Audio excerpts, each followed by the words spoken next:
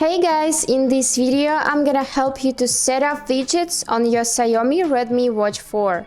Let's get started, but don't forget to follow to see more useful content. Firstly, I'm gonna show you where to find these widgets. So press this digital crown and swipe to the left or to the right to find these widgets. Now let's open Mi Fitness app on the phone and go in Device tab.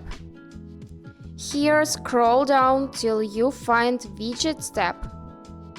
Press it, and as you can see, you can remove some widgets, you can delete them.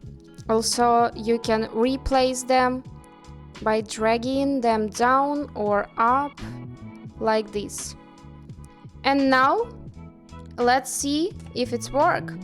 So I'm gonna take my watch, swipe to the left, and now let's replace the first widget.